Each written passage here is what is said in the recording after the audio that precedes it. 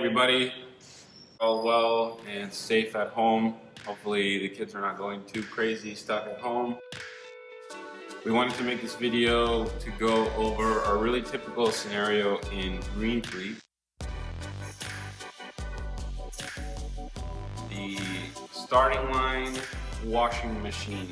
So really typically in Green Fleet, what ends up happening at the starting line up here between this boat and this buoy is that all the kids sail up to either side of the line and they start to sail in every direction, from the boat to the pin and from the pin to the boat, and just sailing back and forth until it's time to start.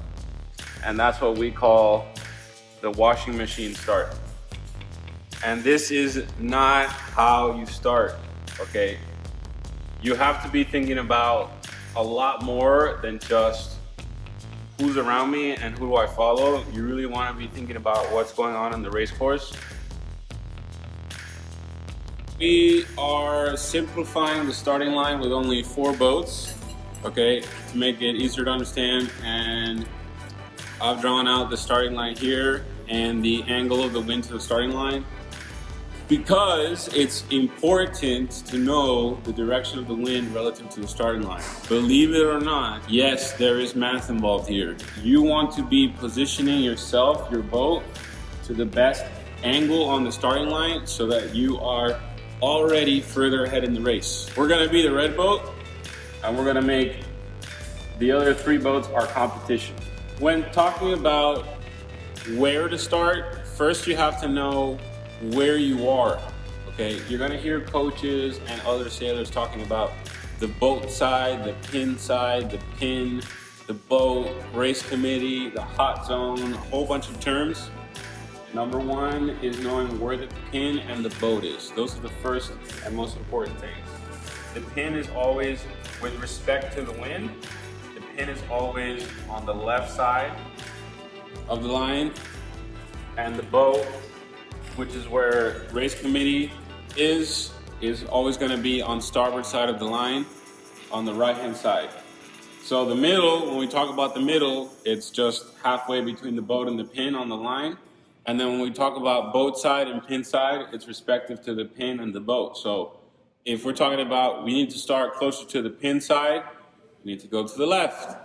If we're talking about going closer to the boat side, you need to go to the right-hand side. Another thing to take note of is there isn't a guy who goes out on a boat and paints the water, okay? This is all visually imagined, and this is all dependent on you, okay?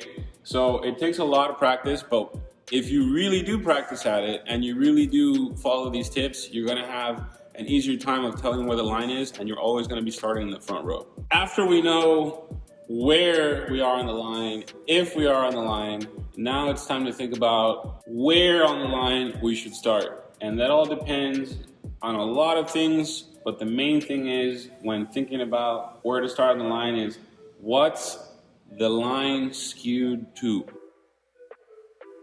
And what I mean by that is, take a look at the positioning of 3 things: the pin, the boat, and the top mark. They're gonna tell you if the line is skewed to one side or not. What does that mean? Well, if you look at these lines I've drawn, okay, you can think of them as steps to the top mark, or like ladder rungs, as if you're climbing a ladder. If race committee decides to put the pin closer to the wind, let's put them up here so it's easier for you to visualize.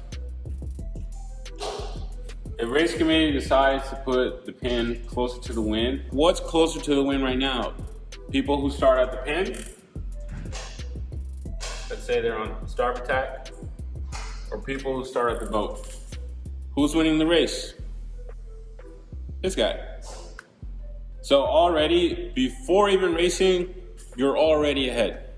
So you can see why it would be important for you to know where the line is and what it's skewed to. If you're starting here, the red boat versus the purple boat, the red boat is already ahead and they haven't even started the race.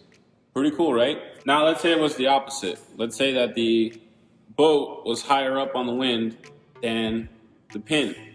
Now the purple boat is ahead and the red boat is behind before they're even started to race. So again, it's really important that you know where the line is and what the skew or the bias is. Now, as we all know, the wind is never in the same place at the same time, from the same direction, at the same strength. There's something called wind shifts. Once you get a little bit more into octosailing and have a lot more time out on the water, you start to notice how shifts affect your races. Did you know that on the starting line, the wind can make the line skew itself? Because if you have a really good race committee, they're gonna set your starting line very square to the wind, right? This makes an almost perfect 90-degree angle. But if the wind shifts, things change a little bit. Now all of a sudden, if we keep that same straight line, it would look something like this. Now obviously this is very, very exaggerated, but now you can see that just on the wind moving towards the right side of the course, the pin has become very high and the boat side has become very low in respect to the wind. So now if you thought that you were doing well by starting maybe at the pin or maybe at the boat, your race or your start may have changed. So that's something to think about as well. Now in Green Fleet, none of this matters if what you're doing on the starting line is just doing a washing machine over and over again, because you are not going to be able to manage your time. Okay, you have 5 minutes at the start and you have 5 minutes to position your boat so that when the clock runs out at 0, you're in the best spot at the best time on the front row. That won't happen if all you're doing is sailing back and forth, back and forth, back and forth.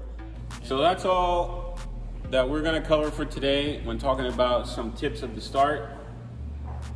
And if you guys have any questions, feel free to ask me through WhatsApp.